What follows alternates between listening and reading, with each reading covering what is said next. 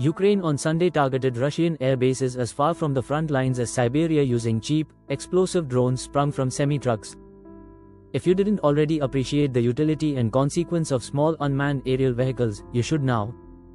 The big picture: just as the adoption of the mini-ball made the civil war far deadlier, the proliferation of inexpensive drones is making military assets everywhere, including in the US, more vulnerable. Threat level: the coordinated Spiderweb attack, about a year and a half in the making, employing 117 drones across multiple time zones, has global implications. Among them, the cost curve cannot be ignored. Priced, nuclear-capable bombers doomed by tools that can be slapped together in a trench or garage? Do the math. A lack of air defenses and hardened shelters is foolish at best, negligent at worst.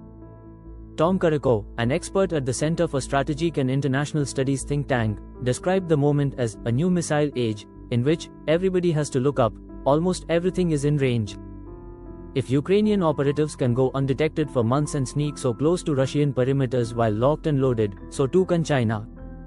Panic a few years ago over land grabs near American installations now feels prescient. Shipping container subterfuge is the real deal. The Gravehawk, developed by the UK and Denmark, amounts to overhead protections in a box. Meanwhile, the 2024 China military power report warned Beijing may be building a launcher that can fit inside a standard commercial shipping container for covert employment of YJ-18 missiles aboard merchant ships.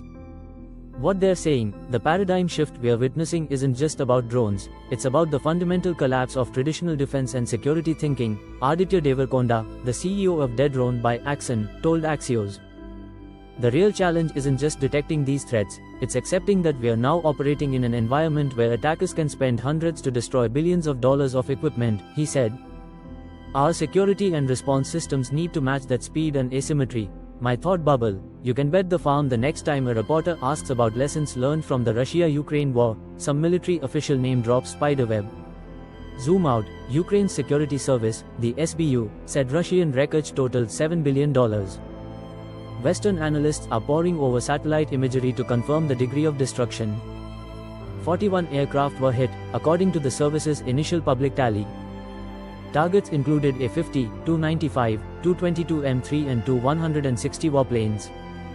Russia has very few A-50 surveillance aircraft still in use, losing even one would be a major blow. Disabling strategic bombers also hampers the country's nuclear capabilities. This puts to bed the "well, Ukraine is a very specific use case" argument, Dan Maggi, CEO of California-based Firestorm Labs, told Axios. Because of the size and cost of drones, creativity can be unconstrained when it comes to disruptive missions, yes, but Russia can still very much reach out and punch Ukraine in the mouth. Moscow has plenty of ballistic missiles and variants of the Iranian Shahed UAV at its disposal. The bottom line: Ukraine's operation was very impressive from a military science perspective, George Barros, the Russia team lead at the Institute for the Study of War, said in an interview. This is really pushing the boundaries on what we think is possible, he added. No one thought that FPV drones made from 3D printed carbon fiber and Chinese components could be used to take out, reportedly, one-third of Russia's Tupolev 95 fleet.